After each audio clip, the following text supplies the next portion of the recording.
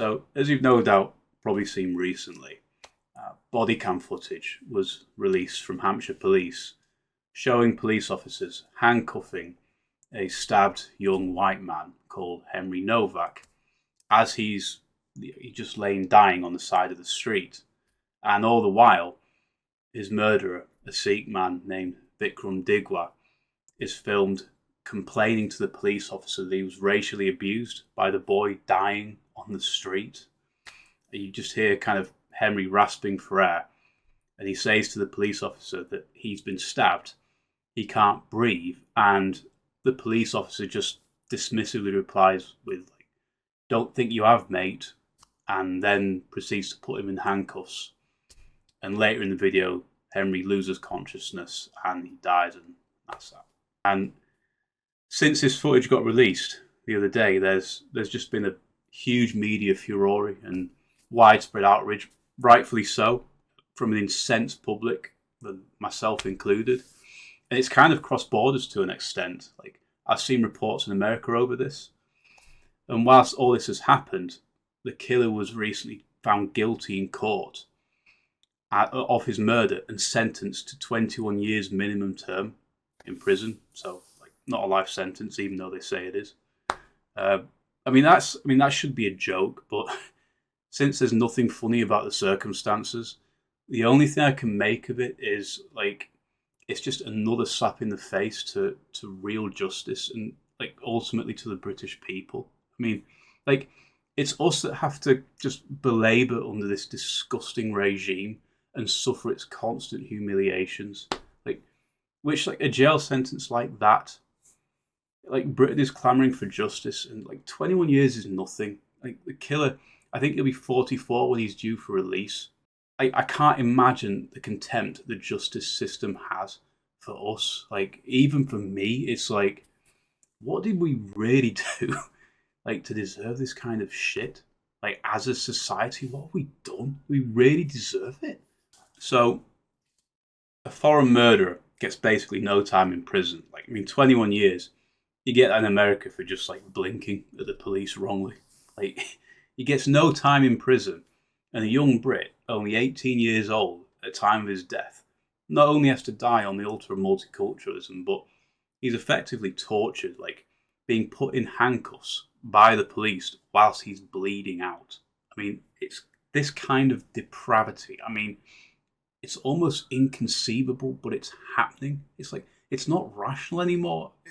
It never was, but I mean, it's just, like, bloody demonic. Like, this attitude, this rabid anti-whiteness, this racial animus towards ethnic Brits. It's just insanity. Actually, it's worse, I think. It's worse than that. It's treasonous. I mean, the fact that some pig fucking just automatically, like tears an alleged racism being done by a white guy, like, allegedly, a second-class citizen to an ethnic minority guy, a first-class citizen, by putting a dying young British boy in handcuffs and left to die on the side of the street, is evil beyond comprehension. Like, at least in a traditional sense of the word evil. Like, you can't really qualify that kind of, like, that banal sort of robotic kind of procedural evil, and combined with, like, ethnic self-hatred, like oikophobia. It's very difficult to understand it. But, like, apparently you done a racism, right? So, like, it's like, do you have a license for those, like, particular vocal cord oscillations, mate? Do you have a license for that air that you're trying to breathe, mate? Whilst you're choking on your own blood, do you have a license for your own blood, mate? Don't be spilling blood in my back garden, mate. Basically, what seems to be the case, if you done a racism, you just deserve to fucking die, actually. And will make your last moments as a young man as painful and as humiliating as humanly possible. I mean, it's breathtaking. And, for poor Henry, literally. And the response, like, what from the politicians do we get? Do we get, like, the old bended knee from two-tier Kier? That infamous picture where he bends the knee to George Floyd, like, that was only a few days after the initial story broke, I think. Nowak was killed months ago. and nothing from the weasel Starmer until now. Now that he's realised there's a massive public backlash, he's trying to put out fires saying, "Oh, it makes me feel sick." Like, really? But if it makes you feel so sick, why aren't you falling off your high chair and bending your knee like you did to that criminal George Floyd? No? Oh, right, so it's just he's a white boy. It doesn't matter, like, because of that, he doesn't matter now, does he? Like, he's just another sacrificial lamb to the gods of political correctness. Like, he's just one less white boy in the eyes of the state. One less troublemaker. And what from the media?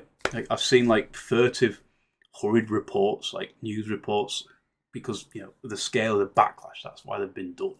It's reactive. The killer's sentence is being reviewed, you know, since there's been a mass outcry of the unduly lenient sentencing. But again, it's all like entirely reactive. It's not sincere. It's not what they really want. What they want is for this story to get buried as quick as possible, for you to shut your mouth and not cause trouble. And if you do, we'll castigate you using our free press, right? And we'll come after those causing unrest relentlessly. We'll get them imprisoned for thought crime and for saying the wrong thing. I mean, did the media, like, did they respond, like, in the aftermath of George Floyd in this manner? Like, really? Like, when the black community, like, was literally tearing America apart, like, setting cities on fire, right? And God knows how many people died. Like, did they give a shit? Like, no. They were too busy pouring fuel onto the flames. They were perfectly happy with it because ultimately it's just like, it's another sort of cultural justification to, like, pin all of society's woes on white people as a group. Like, we're the original sinners. And then, like, that gives them, like, carte blanche to just demand reparations from us. And of course, like, the elite traitorous white liberals, they love this. Like, they bask in, like, self-flagellation and virtue signalling. Like, yes, it's all our fault. And then when trouble, like Black Lives Matter, comes marching into their gated communities, they then go, "Oh no, sorry, it's really the fault of the gammon," right? Over there, the gammon, the poor white trash. It's like in their little trailer homes, they're the ones stoking up division. It's all their fault. It's not us, really. Like, look, here's all your reparations that we've taxed from the gammon. Like, it's just all mental, honestly.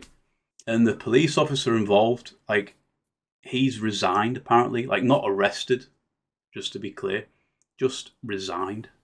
Like, don't even know if he was forced to. Like, eventually, I imagine, like, years down the line, some pre-scripted, like, independent police complaints procedure will, like, there'll be a report filed quietly, like, noting that the police officer in question didn't meet the standards required, unfortunately. He didn't follow procedure. And that'll be that. Just all forgotten, done and dusted, all forgiven. And hang on, do we see you looking back in anger, pleb? Don't be doing that now. Don't you be looking back in anger, gammon. Okay? Look, just go listen to Oasis. Go to a washed up Oasis concert and forget this ever happened. Don't be looking back in anger ever. And don't forget, the world is one. We're all one people and we're all in the same boat.